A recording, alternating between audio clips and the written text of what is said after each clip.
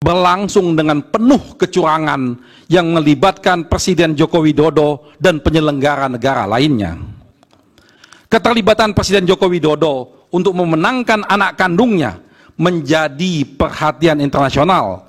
Hal ini terlihat dari pernyataan anggota Komite HAM, Center for Civil and Political Rights, CCPR PBB, Bakrewali Ndiaye. Ia menyatakan bahwa Presiden Joko Widodo terlibat mengkondisikan pemilu sehingga mengakibatkan pemilu 2024 berlangsung tidak netral yang merusak ajas jujur dan adil sebagaimana ditentukan pasal 22E ayat 1 Undang-Undang Dasar 1945. Tiga hal penting yang menjadi perhatian serius dari Bakrewali Ndiaye. Yang pertama, adanya putusan Mahkamah Konstitusi, selanjutnya kami sebut Mahkamah, mengenai perubahan syarat usia calon presiden dan calon wakil presiden yang diubah di menit terakhir. Pendaftaran capres-cawapres sehingga anak presiden yang belum berumur 40 tahun dapat ikut pencalonan. Kedua, Bakri juga mempertanyakan apa langkah yang diterapkan untuk memastikan semua pejabat-pejabat negara, termasuk presiden, tidak bisa memberi pengaruh berlebihan terhadap pemilu. Yang ketiga, Bakri juga bertanya, apakah pemerintah Indonesia sudah menggelar penyelidikan guna mengusut kecurigaan intervensi pemilu tersebut. Pernyataan Bakri di atas sejalan dengan pendapat Sharabeach yang menyatakan pemilu di beberapa negara dibayangi malpraktek atau manipulasi untuk kepentingan perseorangan ataupun partai politik dengan mengakibatkan kepentingan umum. Bentuk-bentuk malpraktek dalam pemilu menurut Sharabeach dapat dikelompokkan dalam 3 jenis, yaitu manipulasi terhadap peraturan perundang-undangan pemilu, manipulasi pilihan pemilih yang bertujuan untuk mengarahkan atau mengubah pilihan pemilih dengan cara-cara yang manipulatif, dan ketiga, manipulasi terhadap proses pemungutan dan penghitungan suara hingga pemilu berakhir.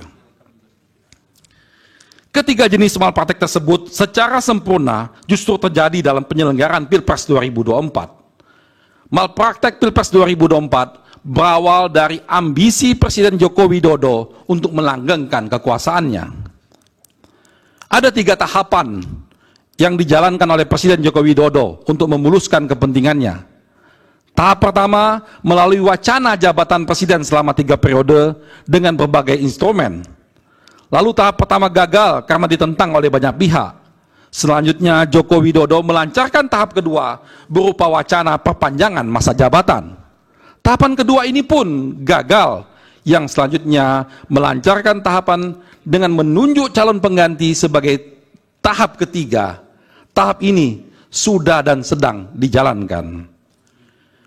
Malpraktek Pilpres 2024 untuk melancarkan tahap ketiga terjadi sejak awal tahapan penyelenggaraan pemilu. Dimulai dari ketidaknetralnya Presiden Joko Widodo saat menunjuk Ketua Panitia Seleksi Komisioner dan Badan Pengawas Pemilu Republik Indonesia atau Bawaslu, seorang anggota staf kantor staf presiden, dan loyalis Presiden Joko Widodo.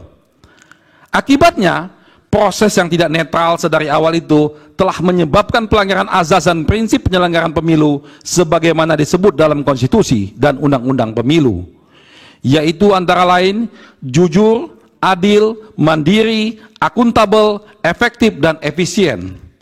Penempatan figur yang memiliki konflik kepentingan tersebut sedari awal menyebabkan integritas penyelenggara pemilu telah dinodai dan menyebabkan integritas lembaga penyelenggara pemilu KPU, Bawaslu, dan DKPP didelegitimasi dan dirusak sehingga berada di titik memalukan. Download Tribun X sekarang, menghadirkan lokal menjadi Indonesia.